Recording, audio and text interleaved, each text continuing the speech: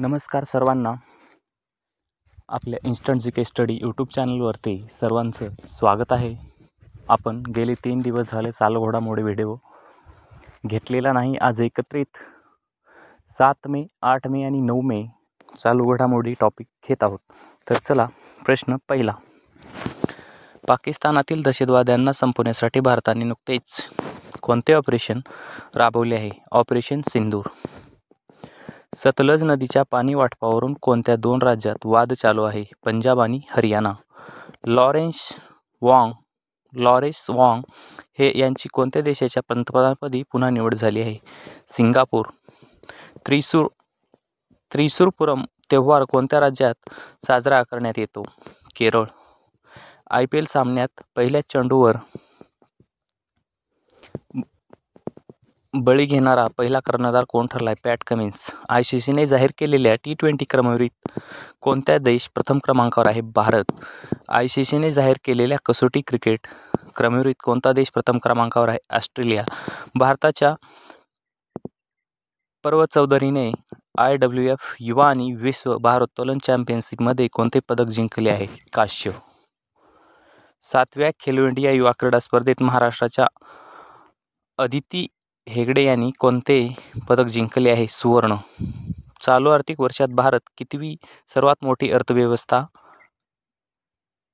बनलेला आहे? 4थी.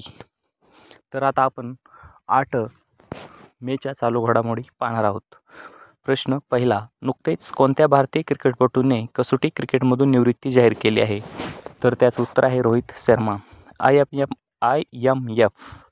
च्या आकडेवारीनुसार भारत कोणत्या वर्षामध्ये $5 ट्रिलियन अर्थव्यवस्था बनेल? 2027. यशवंतराव चव्हाण पंचायत राज अभियान पुरस्कारांतर्गत महाराष्ट्रातील कोणत्या जिल्हा परिषदेला प्रथम पुरस्कार भेटला आहे? तर वर्धा.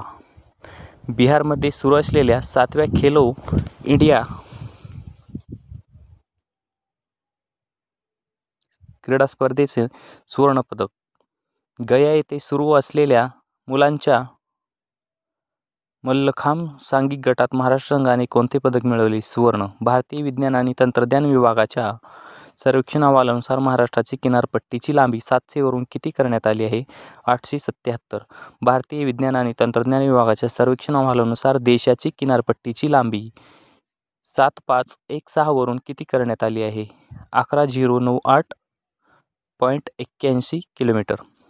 कोणत्या 2 राज्याच्या दरम्यान भारतातील पहिला चित्तसंस्थान कॉरिडॉर उभारण्यात येणार आहे? मध्य प्रदेश आणि राजस्थान. आता आपण पाहणार आहोत 9 मेच्या चालू घडामोडी.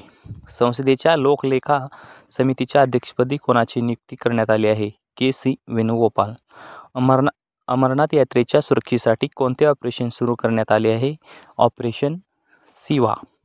भारताच्या पहिल्या AI आधारित डेटा सेंटर पार्क कोठे स्थापित करण्यात येणार आहे? तर त्याचं उत्तर आहे रायपूर. भारत देशात कोणत्या दिवशी मॉक ड्रिलचे आयोजन करण्यात आले होते? 7 मे 2025. बॅडमिंटन सुदीरमन कप 2025चे जेतेपद कोण पटकावले? चीन.